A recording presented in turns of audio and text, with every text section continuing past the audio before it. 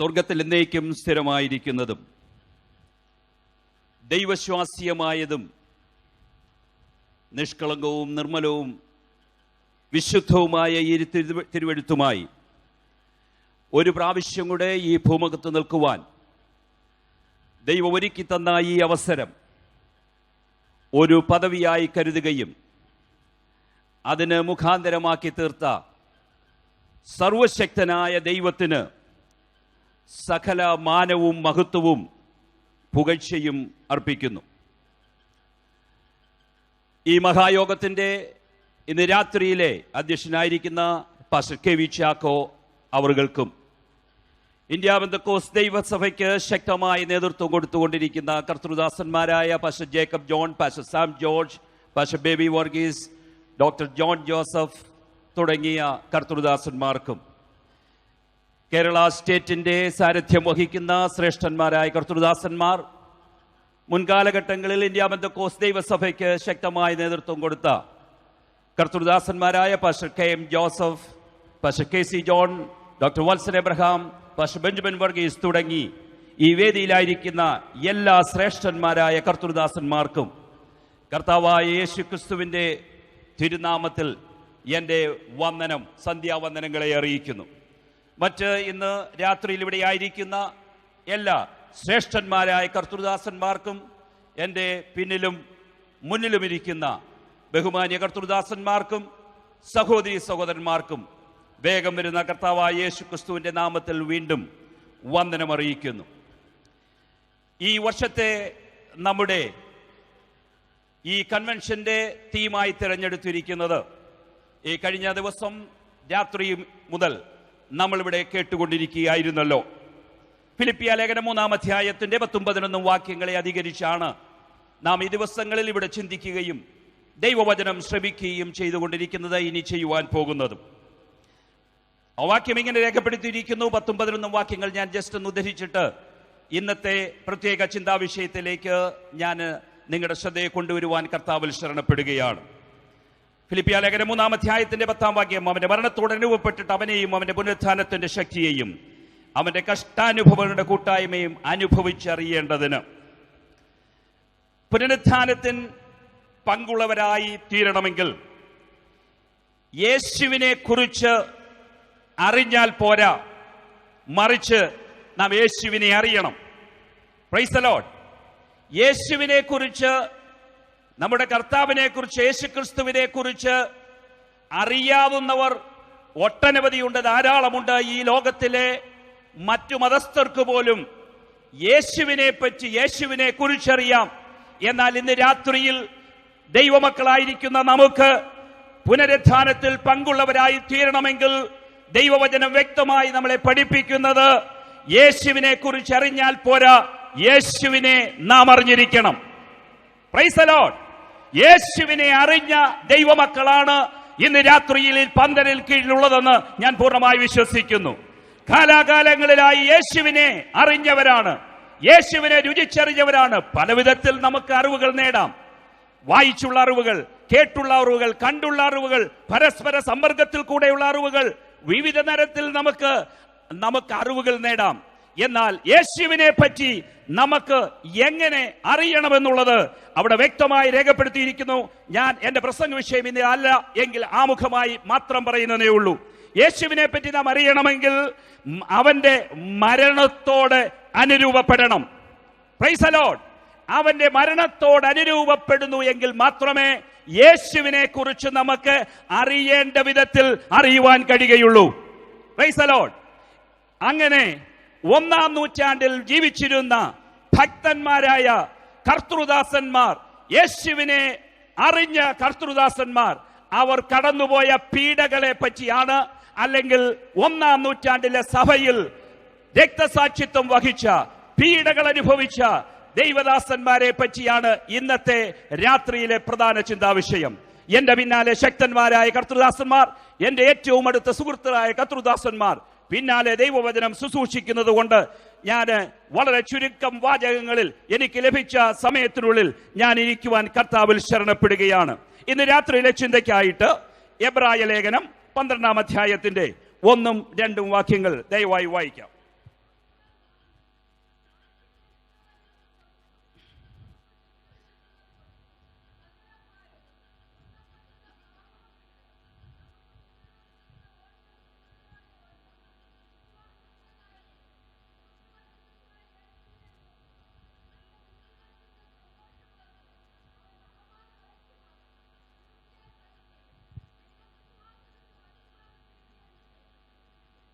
ആകയാൽ നാമും സാക്ഷികളുടെ ഇത്ര വലിയ സമൂഹം നമുക്ക് ചുറ്റും നിൽക്കുന്നത് കൊണ്ട് സകല ഭാരവും മുറുകെ പറ്റുന്ന പാപവും ഇട്ട് നമുക്ക് മുൻപിൽ വച്ചിരിക്കുന്ന ഓട്ടം സ്ഥിരതയോടെ ഓടുക.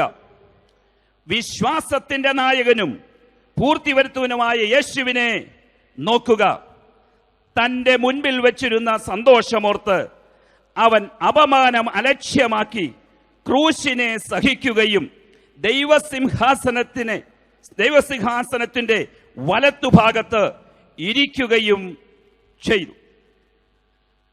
ഈ വിശുദ്ധ തിരുവെഴുത്തിൽ നാം ശ്രദ്ധിച്ചാൽ ഒരു പ്രത്യേക കാര്യം നമുക്കിവിടെ കാണുവാൻ കഴിയും. സാക്ഷികളുടെ ഒരു വലിയ സമൂഹം നമുക്ക് ചുറ്റുമുണ്ട്.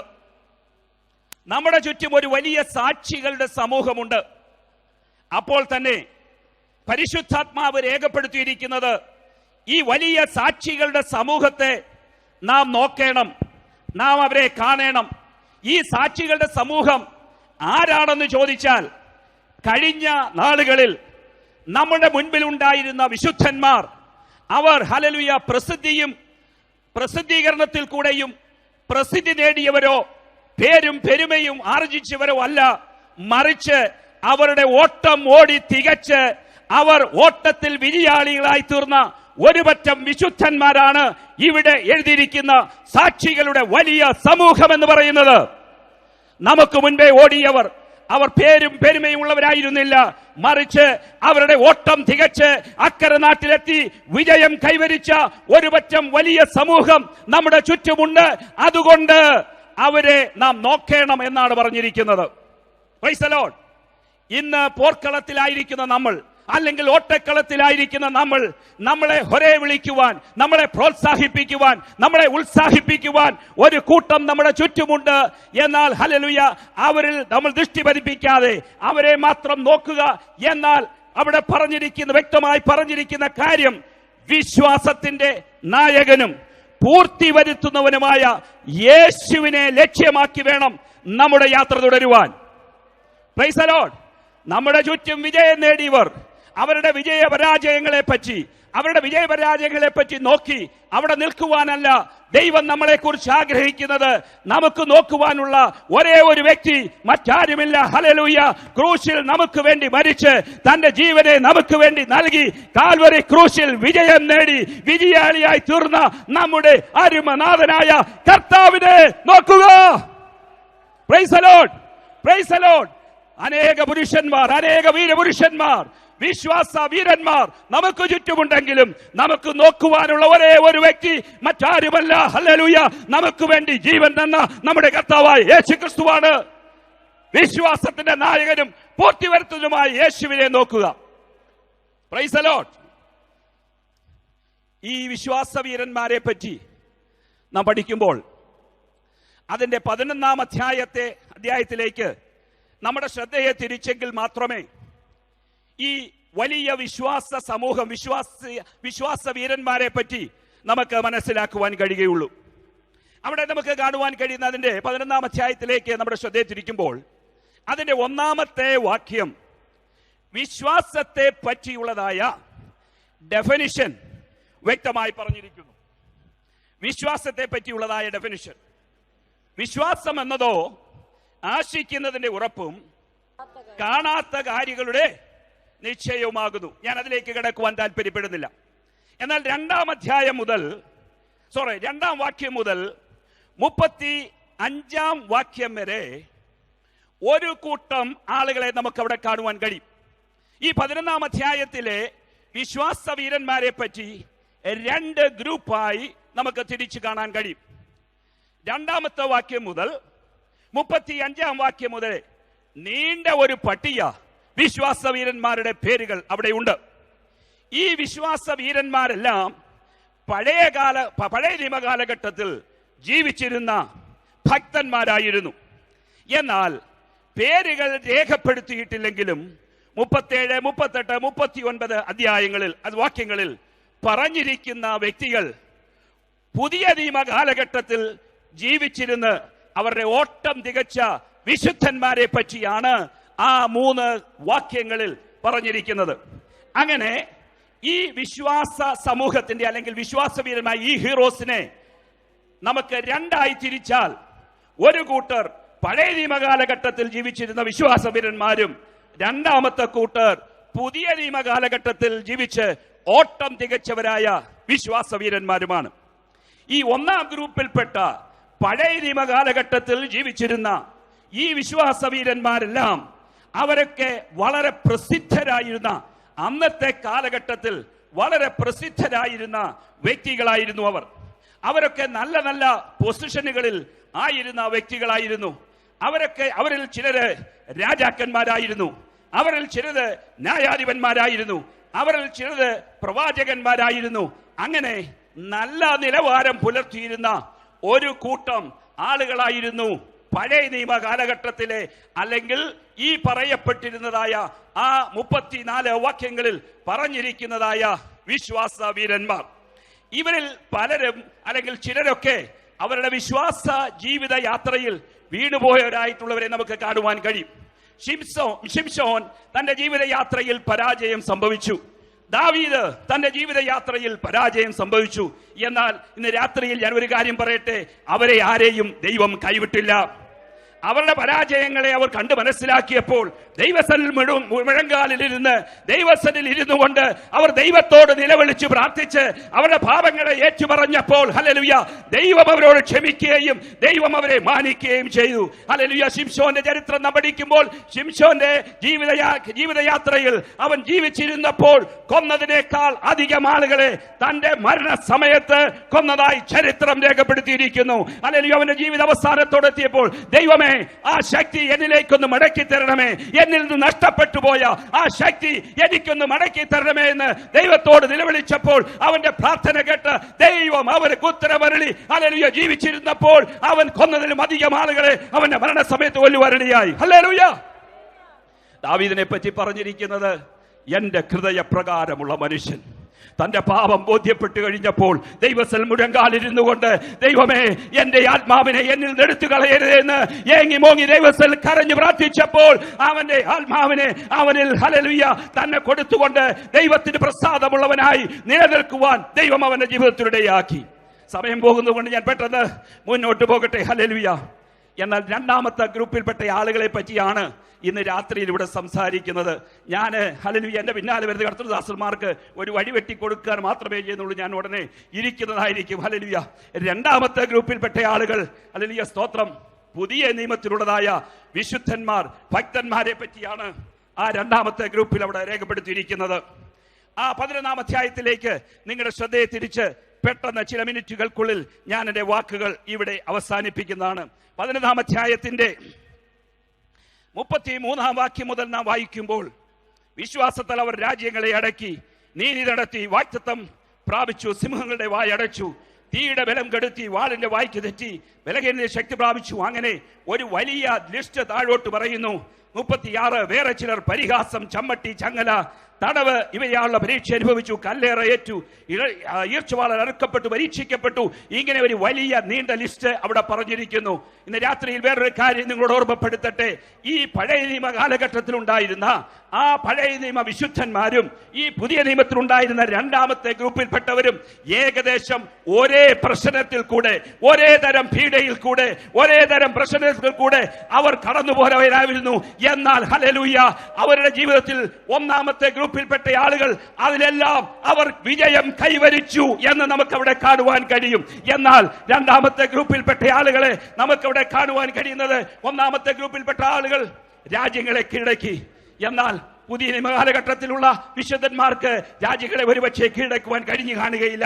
അവർ വാളിന്റെ വാൾത്തലയ്ക്ക് തെറ്റി ഒഴിഞ്ഞു, ഒന്നാം ഗ്രൂപ്പിൽപ്പെട്ടവർ. എന്നാൽ രണ്ടാം ഗ്രൂപ്പിൽപ്പെട്ടവർ ചിലരൊക്കെ ഹല്ലേലൂയ വാളിന്റെ വാൾത്തലയ്ക്ക് വാളിന്റെ വാൾത്തലയാൽ അവർ കൊല്ലപ്പെട്ടു. ജടയാടുകളുടെയും തോലാളുകളുടെയും ഹല്ലേലൂയ തോലുകൾ അവർ ധരിച്ചു. ഇങ്ങനെ പീഡകൾ സഹിച്ച് പീഡകളിൽ കൂടെ കടന്നുപോയി. ഹല്ലേലൂയ സ്തോത്രം. ഒന്നാം ഗ്രൂപ്പിൽപ്പെട്ട ആളുകളെ പറ്റി നോക്കുകയാണെങ്കിൽ അവരുടെ ജീവിതത്തിൽ പ്രശ്നങ്ങളിൽ കൂടെ കടന്നുപോയപ്പോൾ, പ്രതികൂലങ്ങളിലേക്ക് കടന്നുപോയപ്പോൾ അവരുടെ ജീവിതത്തിൽ നിരാശയുടെ അനുഭവങ്ങൾ ഉണ്ടായതായ ഭക്തന്മാരെ നമുക്ക് തിരുവെഴുത്തിൽ കാണുവാൻ കഴിയും. അതിന് ഉദാഹരണമാണ് മോശ, ഏലിയാവ്. ഇവരൊക്കെ മോശ ദൈവത്തോട് നിലവിളിക്കുന്നു, ദൈവമേ ഈ ജനത്തെ മുഴുവനും ഞാൻ പ്രസവിച്ചതാണോ? ഹല്ലേലൂയ. ദൈവമേ, ആ നിരാശയുടെ വാക്കുകൾ തന്റെ ഹൃദയത്തിൽ നിന്ന് വരുന്നു. ദൈവമേ, എന്റെ പേര് ജീവപുസ്തകത്തിൽ നീ മായ്ച്ചു കളയമേ എന്നുള്ള നിരാശയുടെ പ്രാർത്ഥനകൾ പ്രാർത്ഥിക്കുന്നു. ഏലിയാവിന്റെ ജീവിതത്തിൽ ഒരു സ്ത്രീയുടെ വാചകത്തിന്റെ മുൻപിൽ പരാജയപ്പെട്ടുകൊണ്ട് ദൈവത്തോട് പ്രാർത്ഥിക്കുന്ന പ്രാർത്ഥന എങ്ങനെയാണ്? ദൈവമേ, എന്റെ പിതാക്കന്മാരെക്കാൾ ഞാൻ ഒട്ടും നല്ലവനല്ലല്ലോ, മതി യഹോവേ, ഇപ്പോൾ മതി, എന്റെ ആത്മാവിനെ എടുത്തുകൊള്ളണമേ എന്ന് പ്രാർത്ഥിക്കുന്നു. എന്നാൽ പ്രതികൂലങ്ങളിൽ കൂടി കടന്നുപോയ, പ്രശ്നങ്ങളിൽ കൂടി കടന്നുപോയ, പ്രതിസന്ധികളിൽ കൂടി കടന്നുപോയ 1-ാം നൂറ്റാണ്ടിലെ ഭക്തന്മാർ, അവർ വാളിനിരയായെങ്കിലും, അവരെ സിംഹങ്ങളുടെ ഗുഹയിൽ എറിഞ്ഞുകളഞ്ഞെങ്കിലും, അവർ തീക്കിരയായെങ്കിലും അവിടെയൊന്നും അവർ പതറിപ്പോയില്ല. എന്താണ് കാരണമെന്നറിയാമോ? 1-ാം ഗ്രൂപ്പിൽപ്പെട്ട പഴയ നിയമ ഭക്തന്മാർക്ക് അവർക്ക് ഒരു റോൾ മോഡലായിട്ട് നോക്കുവാൻ ഒരു വ്യക്തി ഇല്ലായിരുന്നു. എന്നാൽ പുതിയ നിയമ ഭക്തന്മാർക്ക് നോക്കുവാൻ ഒരു വ്യക്തി ഉണ്ടായിരുന്നു. അത് മറ്റാരുമല്ല, ഹല്ലേലൂയ, വിശ്വാസത്തിന്റെ നായകനും പൂർത്തി വരുത്തുന്നതുമായ യേശു അത്രേ. ഹല്ലേലൂയ. 1-ാം നൂറ്റാണ്ടിലെ ഭക്തന്മാർ കഷ്ടങ്ങൾ അനുഭവിക്കുമ്പോൾ, അവർ വേദനകൾ അനുഭവിച്ചപ്പോൾ, അവർ ഹല്ലേലൂയ, അവർ വാളിന്റെ വാഴ്ത്തയാൽ അറുക്കപ്പെട്ടപ്പോൾ, അവരെ സിംഹങ്ങളുടെ ഗുഹയിലേക്ക് എറിഞ്ഞപ്പോൾ അവരുടെ വിശ്വാസം ത്യജിച്ചു കളഞ്ഞില്ല. എന്തുകൊണ്ടെന്നാൽ അവർക്ക് നോക്കുവാൻ ഒരു ഹല്ലേലൂയ പുരുഷനുണ്ടായിരുന്നു, ഒരു മാതൃകാ പുരുഷനുണ്ടായിരുന്നു. അത് മറ്റാരുമല്ല, ഈ കഷ്ടം സഹിച്ച, ഈ വേദനകൾ സഹിച്ച, നിന്ദകൾ സഹിച്ച, പരിഹാസങ്ങൾ സഹിച്ച, കാൽവരി ക്രൂശിൽ ഹല്ലേലൂയ സകല പരിഹാസവും സഹിച്ച് ജീവനെ അർപ്പിച്ച് വിരിയാളിയായി തീർന്ന ഹല്ലേലൂയ അരുമനാഥനായ യേശുവാണ് നമ്മുടെ വിശ്വാസ നായകനും പൂർത്തി വരുത്തുന്നവനുമായവൻ. ഹല്ലേലൂയ. ഹല്ലേലൂയ. ആ യേശുവിനെ നോക്കുവാനാണ് ഹല്ലേലൂയ ഭക്തനായ പൗലോസ് നമ്മളെ ഓർപ്പിക്കുന്നത്. എന്റെ വാക്ക് അവസാനിപ്പിക്കുകയാണ്. പ്രതികൂലങ്ങളുടെ, പ്രതിസന്ധികളുടെ പ്രശ്നങ്ങൾ ഒന്നിനു പുറകെ ഒന്നായി നമ്മുടെ രാജ്യത്തും ലോകത്തിന്റെ വിവിധ വൻകരകളിലും നടന്നുകൊണ്ടിരിക്കുന്നു. ഹല്ലേലൂയ. നമ്മുടെ മാംസത്തിൽ മാംസവും നമ്മുടെ രക്തത്തിൽ നിന്ന് രക്തവുമായ അനേകരെ വാളിന്റെ വാഴ്ത്തയാൽ ഹല്ലേലൂയ കൊന്നുകൊണ്ടിരിക്കുന്നു. അനേകരെ ഹല്ലേലൂയ ചുട്ടരിച്ചു കൊണ്ടിരിക്കുന്നു. അനേകർ ഹല്ലേലൂയ ജീവിതത്തിൽ പ്രതിസന്ധികളും പ്രതികൂലങ്ങളും അനുഭവിച്ചുകൊണ്ടിരിക്കുന്നു. ഈ പ്രതികൂലങ്ങളിൽ കടന്നു പോകുമ്പോൾ നമ്മുടെ പ്രിയപ്പെട്ടവരാരും ദൈവത്തെ ത്യജിച്ചു പറഞ്ഞ്, യേശുവിനെ ത്യജിച്ചു പറഞ്ഞ്, കർത്താവിനെ ത്യജിച്ചു പറഞ്ഞ് അവർ പുറകോട്ട് മാറുന്നില്ല. ഹല്ലേലൂയ. ഏലിയാവ് പ്രാർത്ഥിച്ചതുപോലെ, ദൈവമേ എന്റെ പ്രാണനെ എടുത്തുകൊള്ളണമെന്ന് ആരും പ്രാർത്ഥിക്കുന്നില്ല. കാരണം എന്തെന്ന് ചോദിച്ചാൽ, അവർക്ക് നോക്കുവാൻ ഒരു മാതൃകാ പുരുഷനുണ്ട്. അവർക്ക് കാണുവാൻ, അവർക്ക് പിൻപറ്റുവാൻ, അവർക്ക് മാതൃകയായിട്ട് ഒരു മാതൃകാ പുരുഷനുണ്ട്. അത് നമ്മുടെ കർത്താവായ യേശു ക്രിസ്തു തന്നെ. കഷ്ടങ്ങളിൽ കൂടെ, പ്രയാസങ്ങളിൽ കൂടെ കടന്നു പോകുന്ന എന്റെ പ്രിയ സഹോദരന്മാരെ, കർത്തൃദാസന്മാരെ, ഇന്ന് പകൽ രാത്രിയിൽ പറയട്ടെ, നിന്റെ ജീവിതത്തിൽ പ്രതികൂലങ്ങൾ വരുമ്പോൾ, നിന്റെ ജീവിതത്തിൽ പീഡകൾ വരുമ്പോൾ, നിന്റെ ജീവിതത്തിൽ പ്രശ്നങ്ങൾ വരുമ്പോൾ, ഹല്ലേലൂയ, വിശ്വാസത്തിന്റെ നായകനും പൂർത്തി വരുത്തുന്നവനുമായ യേശുവിനെ നോക്കിക്കൊണ്ട്, അവനെ മാത്രം ലക്ഷ്യമാക്കിക്കൊണ്ട്, അവന്റെ മുഖത്തേക്ക് നോക്കിക്കൊണ്ട്, അവനെ മാത്രം നോക്കിക്കൊണ്ട് മുന്നോട്ട് പോകുവാൻ ദൈവമായ കർത്താവ് നമുക്ക് സഹായിക്കുമാറാകട്ടെ. അതിനുവേണ്ടി നമുക്ക് ദൈവകരങ്ങളിൽ ഏൽപ്പിച്ചു കൊടുക്കാം. ദൈവമായ കർത്താവ് വചനങ്ങളാൽ നമ്മളെ അനുഗ്രഹിക്കുമാറാകും.